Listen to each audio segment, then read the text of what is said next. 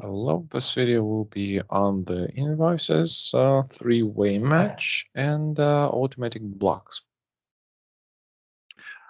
So let's have a little bit of theory first. These are the regular documents which we have in SAP. We have purchase acquisition, purchase order, goods receipt, and invoice receipt. But once we receive the goods, the vendor sends us their invoice, the document, which we are to pay. And this document is checked before it is paid. The check is called three-way match because we are checking that PR, quantity and price equals, let's go back. PR quantity and price equals PO quantity and price equals invoice quantity and price. So actually that the vendor in his invoice indicated exactly the quantity of the service or material that vendor provided and exactly the price which we agreed on. Well, you understand if it differs, we do not pay right away, we check it. That's why whenever this check is done, we're checking if we have the same price in PO as an invoice, as we have the same amount of GRs as the invoice, then it's okay, it's paid. If not, then it is blocked. This is called three-way match, and this is checked by accounts payable group, which receives those physical invoices. And these are the automatic blocks which we have for their invoices. They're called quantity, date, and price. In the document, you may find them. They will be set for their line item, and you need to scroll to the right to see quantity, price, and date. Here in those fields, you might have X if block is applied. And this is how they work. The quantity block tells us that we are checking that their amount of the material, or the quantity, of the material which we have received is the one which is in the invoice, so that their vendor does not charge us for extra materials which we have not received, or we just normally do not pay for whatever we have not received. Otherwise, we have down payment involved. Then the next one, okay, let's take price. SAP is checking if their price in their invoice is higher than the one in the PO. So if the price in invoice, so if their amount of invoice divided by quantity of invoice is greater than their amount of PO divided by the quantity in PO, well, it's price amount divided by quantity. Then the document is blocked.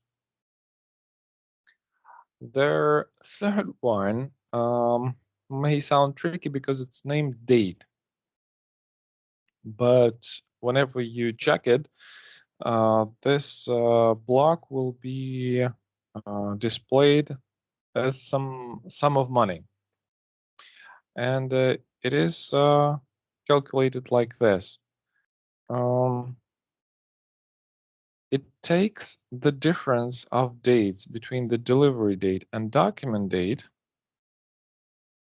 and then it multiplies it by the price of the value of their invoice.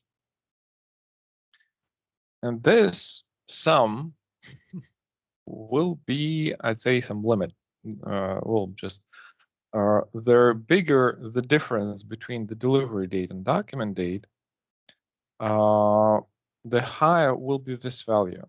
And we set some value as a threshold, meaning we do not want to pay too much in advance, greater sums of money. Example, your purchase requisition costs $100. It's well, not a big amount of money, but still. The threshold in your company code will be, let's say, $10,000. This is date.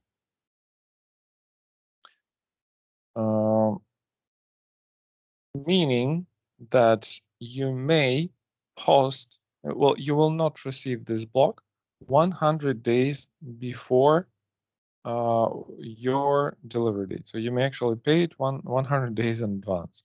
It will not get blocked because it's small. It's 100. So it's $100 multiplied by, well, if 10,000, it's 100 times. So if you post it like 101 day before their delivery date, then it will be blocked. But once it's 100, yeah, it will no longer be blocked. It's okay for such a small amount of money, but if your invoice is costs $5,000, then in fact you will only have 2 days to pay in advance. So their delivery date and the document date should not differ for more than 2 days. Otherwise, it's blocked because, well, it's a big amount of money. Normally, the blocks are higher than that. I just gave you the example. So if it's meaning that the more their invoice costs, the less time you have to pay in advance, because it's a big amount. If it's a big amount of money, we do not want to pay it like 3 months in advance, only a couple of days in advance, no more than that. These blocks and their tolerances, because there are some percentage, for example, for how it may differ, because okay, quantity, you may say, okay, let us quantity differ by, okay, 1%, and then it's okay. So we will pay if it's 1% more than we requested. Or you may just set the tolerance here for the date. Or you may say, okay, if price differs by $5, it's okay. Those tolerances are kept in their transaction OMR6. In fact, it's not transaction, it's a part of the SPRO, but OMR6 just gives us access there. OMR6. Let's see how it is created. You see, whenever you have this warning that the client is not modifiable, means you're going to SPRO. So here you have company code, because it's these blocks are maintained on the company code level. Then you have the block key or the tolerance key and its description. We'll just scroll somewhere in the middle. For example, okay, Zagreb. There are many of them here, but okay, I guess this one that we need, the price difference. Yeah. In our case, it will be this one. If the price of their invoice is higher than the price in their PO, you find it.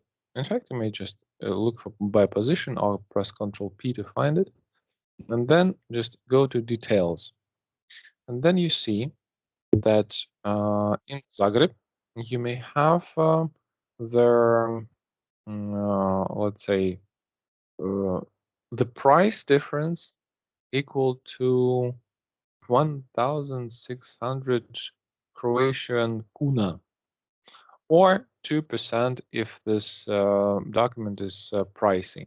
So if price is pretty high, then it will be just 2%. Or if it's low, then it is 1,600 Croatian kuna. Not really sure how much this is, but still. So this is the limit, which may be the difference in price between PO, sorry, and their invoice.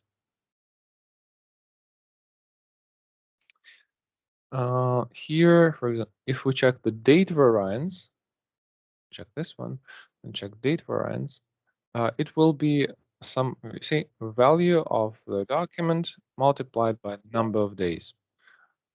Here, it just gives you one sum and no tolerance. This is 24.5 million Croatian kuna. Price, date, unit quantity. Quantity variance when GR quantity is 0. Is this one? I guess exactly this is the only one. Okay, quantity variance. And it is 1%. So yeah, it's actually what I guessed. So the quantity variance is okay when it is like 1%. Do we have any? No. But in any case, so this table just gives us the values which constitute those blocks. And they say how much the quantity may differ that the block is not hit, like 1%, or it's just say that if it's 0 in the OMR6, then if we have more invoices quantity than GRs, it will always be blocked.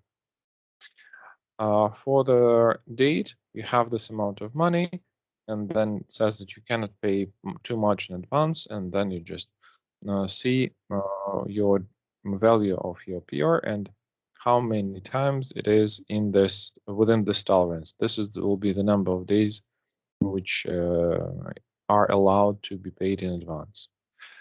For the price, yeah, you may have some differences, but small ones. If the differences are big, then they need to be checked, discussed. Maybe their vendor should be contacted, or their PPO asking, or global and direct procurement asking if it's okay to pay this. This is how they're set. They're set automatically. Whenever the document is posted, SAP checks this and places this block. How they are removed, which is more interesting. The transaction to remove them is MRBR. In most of the cases, it is unblocked automatically. This we have a job. I do not remember how often it runs, at least once a day, maybe hourly, but definitely once a day at least, which checks all the blocked invoices against their these tolerances.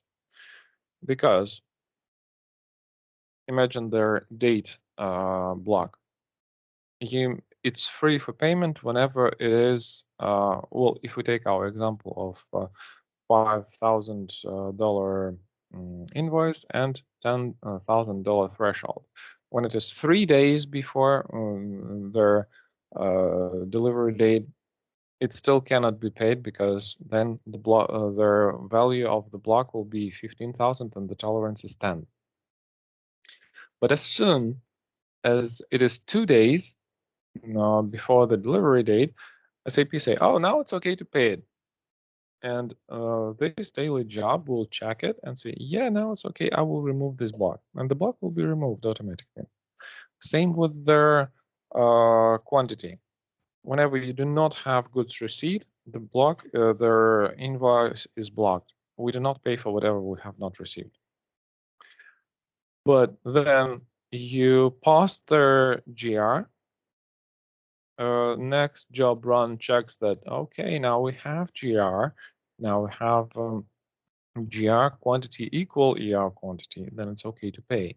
And it will remove this block. The same with the price. Either the price in their